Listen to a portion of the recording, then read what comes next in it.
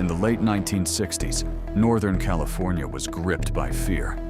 A mysterious killer was attacking people and then doing something even more disturbing.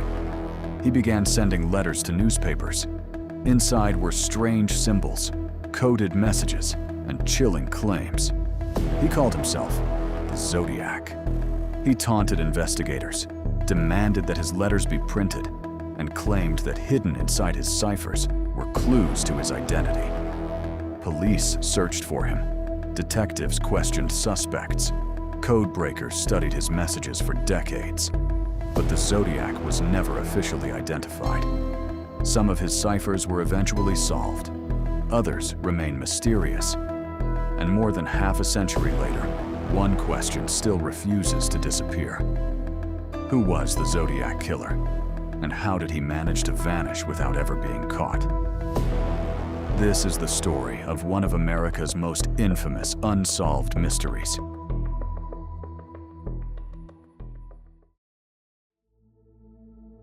The story begins in December 1968, on a quiet road near Benicia, California.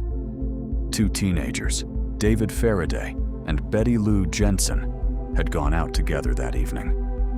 They stopped their car along Lake Herman Road, a secluded area often visited by young couples.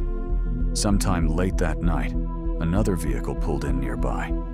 What happened next would become the beginning of one of America's most infamous unsolved cases. Both teenagers were killed, and the attacker disappeared into the darkness. Police searched for a motive and questioned possible suspects, but they had almost nothing to work with. There was no clear explanation for why the couple had been targeted. Then, about 7 months later, another attack occurred. On July 4th, 1969, Darlene Ferrin and Michael Mageau were sitting inside a parked car at Blue Rock Springs Park in Vallejo. A vehicle approached. It left briefly, then returned. A man walked toward their car. Moments later, the attacker struck. Darlene Ferrin died, but Michael Mageau survived. Then something extraordinary happened. Less than an hour later, a man called the Vallejo Police Department. He reported the attack and also claimed responsibility for the murders on Lake Herman Road. For the first time, investigators realized they might not be dealing with two separate crimes. They might be hunting the same man. Weeks after the Blue Rock Springs attack, something arrived at 3 California newspapers that changed the investigation completely. On July 31st, 1969, the San Francisco Chronicle, San Francisco Examiner, and Vallejo Times-Herald each received a handwritten letter. The writer claimed responsibility for the attacks at Lake Herman Road and Blue Rock Springs. But the letters contained something even stranger. Each envelope included 1/3 of a massive coded message, a cipher made up of hundreds of mysterious symbols. The writer demanded that the newspapers print the cipher on their front pages. He claimed that once the entire message was decoded, it would reveal something about him. At first, investigators couldn't be certain whether the writer was actually the killer. Then another letter arrived. It began with 5 words that would become infamous. "This is the Zodiac speaking." The writer included details about the crimes that investigators believed had not been made public. Now police had a terrifying possibility to consider. The person sending these letters might really be the man they were searching for. And while investigators struggled to understand the messages, an ordinary California couple decided to try something different. They attempted to break the cipher themselves. What they discovered would make the Zodiac case even stranger. The people who cracked the Zodiac's first major cipher were not police detectives or professional codebreakers. They were Donald and Betty Hardin, a school teacher and his wife from Salinas, California. After seeing the cipher printed in the newspaper, the couple began working on it at home. Betty made a clever assumption. She believed the killer's message would probably begin with the word "I" and contain repeated references to killing. Using patterns in the symbols, the Hardins slowly began replacing them with letters. Within days, the mysterious message started to reveal itself, but it didn't contain the Zodiac's name. Instead, the decoded message revealed a disturbing glimpse into the writer's thinking. He described killing as something he enjoyed and wrote about collecting victims for an imagined afterlife.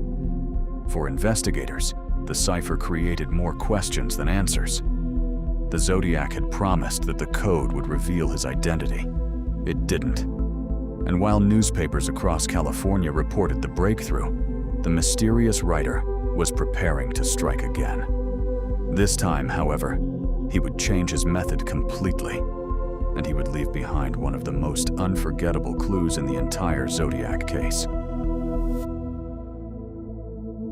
On September 27, 1969, college students Brian Hartnell and Cecilia Shepard were spending the afternoon near the shore of Lake Berryessa. It was a peaceful Saturday. Then Cecilia noticed a man in the distance. At first, he seemed to be simply walking along the shoreline, but he kept getting closer. When the stranger finally approached them, he was wearing a dark hood with the Zodiac's cross-circle symbol displayed on it. He told the couple that he was an escaped prisoner and claimed that he needed their money and car. But the encounter quickly became an attack. Both Brian and Cecilia were seriously wounded. Brian survived, but Cecilia later died. Before leaving, the attacker walked to Brian's car. There, he wrote the dates of the earlier attacks on the vehicle's door, along with the date of the Lake Berryessa attack and the Zodiac symbol. Then he disappeared. Later that evening, a man called police from a payphone in Napa and reported the crime himself. Investigators now had something they had never had before: a detailed description of the Zodiac's appearance. But only 2 weeks later, the killer would appear again. And this time, he would strike in the heart of San Francisco. Just 2 weeks after the Lake Berryessa attack, the Zodiac appeared again. On the night of October 11th, 1969, taxi driver Paul Stein picked up a passenger in San Francisco. The passenger asked to be taken to the quiet neighborhood of Presidio Heights. Nothing about the trip appeared unusual, but when the taxi stopped near Washington and Cherry Streets, the passenger attacked Stein. Several witnesses inside a nearby house saw a man leaving the taxi and immediately contacted police. But then came one of the most astonishing mistakes in the entire investigation. The first police radio alert reportedly described the suspect incorrectly. 2 patrol officers soon encountered a man walking nearby. Because he did not match the description they had received, they continued searching. Later, investigators realized the man they had seen may have been the Zodiac himself. The suspect had disappeared into the darkness near the Presidio. Days later, the San Francisco Chronicle received another Zodiac letter. Inside was a piece of Paul Stein's shirt, evidence strongly linking the writer to the crime. The Zodiac then claimed that police officers had actually stopped and spoken with him that night. Whether every detail of his claim was true remains disputed. But one terrifying possibility remained. The police may have been only feet away from the Zodiac and let him walk away. After the murder of Paul Stein, the Zodiac's campaign took a disturbing new direction. More letters began arriving at newspapers. Some contained strange symbols, others contained new ciphers. And in several messages, the Zodiac mocked investigators for failing to catch him. His letters were published across California, turning an unknown criminal into one of the most recognizable mysteries in America. Then, in November 1969, another cipher arrived. This one contained 340 characters. Investigators and amateur codebreakers tried to solve it. Days became months. Months became years. But the message remained unreadable. Meanwhile, the Zodiac continued sending letters, making claims about additional victims and repeatedly threatening new attacks. Police received thousands of tips. Suspects were questioned. Handwriting samples were compared. Fingerprints were examined. But nothing conclusively revealed who was behind the Zodiac name. Then something remarkable happened. The 340-character cipher remained unsolved for more than 50 years, until 2020. 3 private codebreakers finally cracked it. But after half a century of waiting, the decoded message contained one enormous disappointment. The Zodiac still did not reveal his name, and that left investigators with the question that remains at the center of this case. Who was he? Over the decades, investigators examined thousands of possible suspects, but one name would become more closely associated with the Zodiac investigation than almost any other: Arthur Leigh Allen.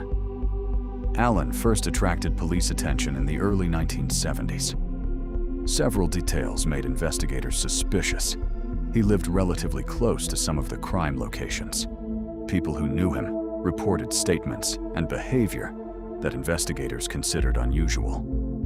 And according to investigators, Allen owned a Zodiac brand wristwatch displaying the same cross-circle symbol associated with the killer.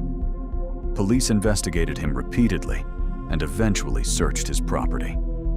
But suspicion was not proof. Handwriting comparisons did not conclusively match the Zodiac letters. Fingerprints did not establish that Allen was the killer.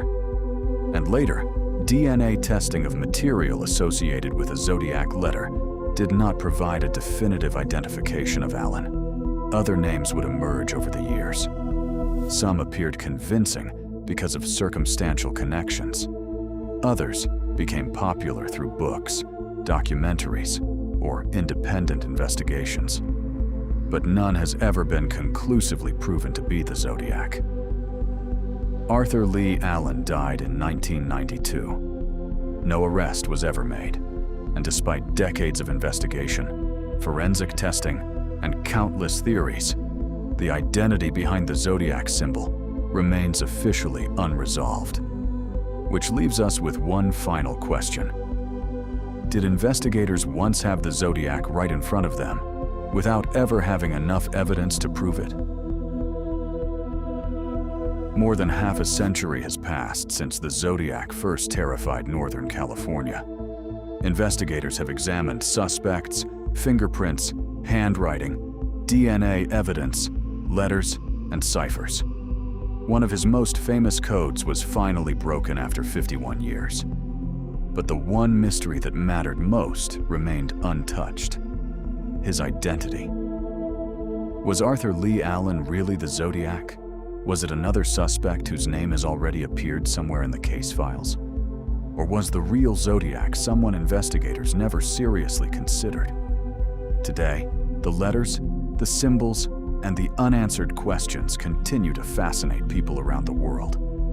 Perhaps somewhere in an old evidence box, a forgotten document, or a piece of forensic evidence lies the clue that could finally solve the case.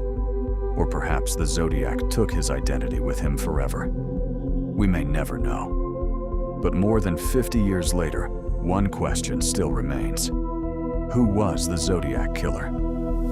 If you have your own theory, tell us in the comments. And if you enjoy exploring history's greatest unsolved mysteries, like this video and subscribe to Mystery Atlas, because some mysteries refuse to disappear.